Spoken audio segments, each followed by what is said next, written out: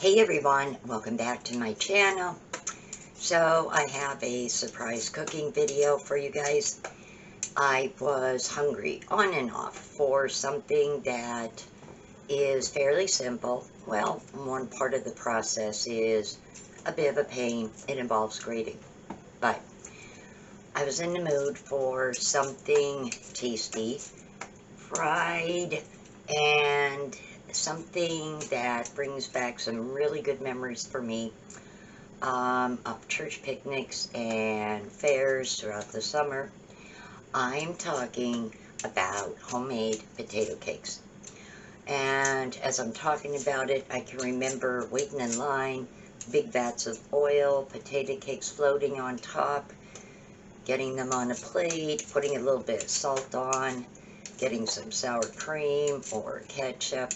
Yeah, those kind of memories. Well, my gram used to make her own homemade potato cakes. And what I'm doing today is, well, this evening, is making some of my own potato cakes. So I'm starting with 10 potatoes. And they're going to be peeled. And I have 5 that are peeled so far, sitting in water. So as you can see, there's 5 so far of my potatoes that are peeled. I keep them in cold water for the moment while I'm peeling the rest of them, just so they don't start turning from sitting out. So my grandma used to always put them in some cold water, and that's what I'm doing. So I'm almost done with peeling them, and I'll be showing you the rest of the steps. First, I am going to be grating my potatoes. Now, this isn't one of those potato cake recipes where you use mashed potatoes. My grandmother never made potato cakes with mashed potatoes.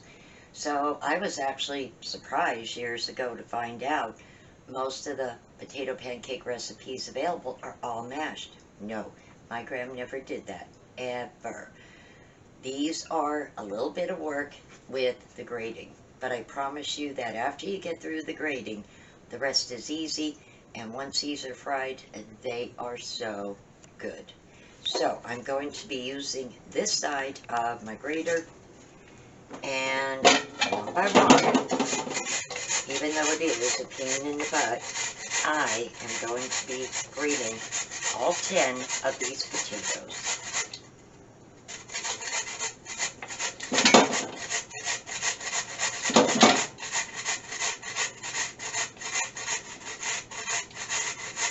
So I have all 10 potatoes grated in this bowl.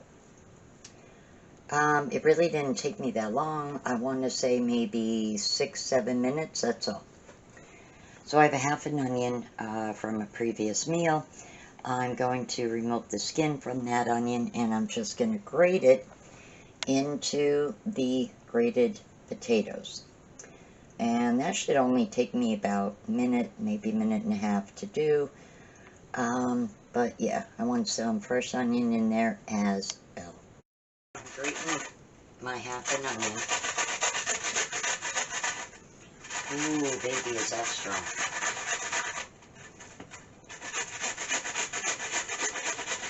Now, the cool thing about a potato cake recipe, you can really make it your own just by the different seasonings you add to it.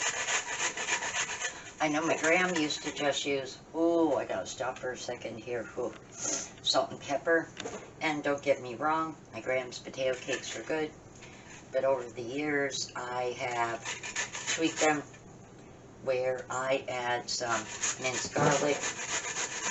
I will add some chives, a little pinch of Italian seasoning, mix it all together, and then fry it up. And oh man, are these freaking strong onions. Whoa, holy heck.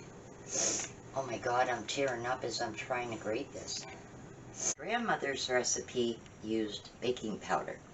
Most of the recipes I've seen online do not use any type of baking powder, but my grams did. So, in keeping with her recipe, I'm going to be using a 1/4 teaspoon of baking powder. and adding that right in to my grated potatoes. So I added 1 raw egg, and I stirred that into my grated potatoes and onion.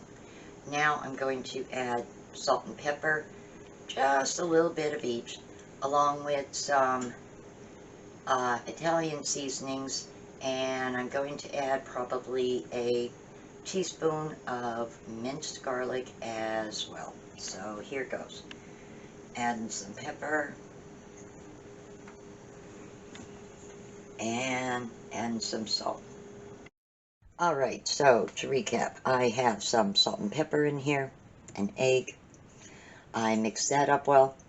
I added a little bit of Italian seasoning, a half a teaspoon of minced garlic. I stirred that up really well. I added some chives, and I believe I just said Italian seasoning. Added it all in, stirred it up really good. And the last ingredient, and the reason I saved it for last, I'll tell you in a moment, was some flour. Now, I didn't use a certain measurement.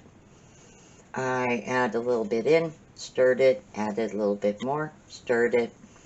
And the reason being is you don't want to add too much flour, because when it mixes with the egg and the wet potatoes, too much flour, it will cause the mixture to get very gummy. So I did it little by little, shaking some in. I want to say I probably used about 1/3 cup of flour. And now that everything is mixed in, I'm ready to heat up some oil and start frying up some potato cakes. So my oil is heated up pretty good, and I put in 3 potato pancakes. I'm going to leave them in for about 3 minutes each side, take them out, and then I'm just going to be continuing to fry them up. Normally, when one side is done frying, they tend to float when they're done frying. So that always gives you a clue when they're done as well. But generally, 3 minutes each side.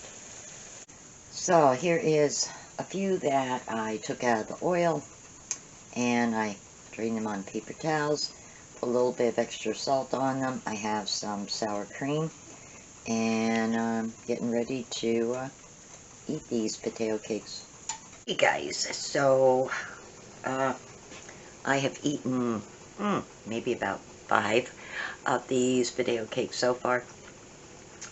They are really good, and anybody who loves potato cakes knows you can never eat just one. Yeah, can't eat just one. That's impossible.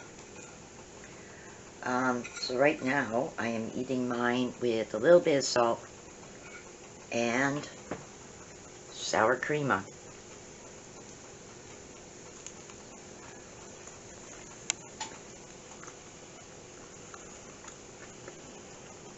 Oh my word, they are so good.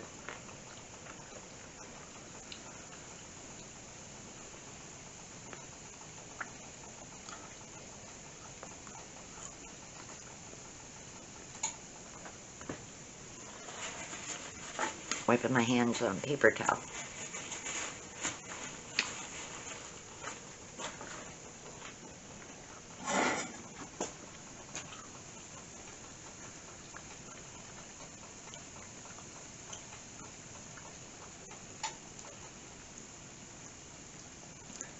Alrighty guys, it's a pretty easy recipe.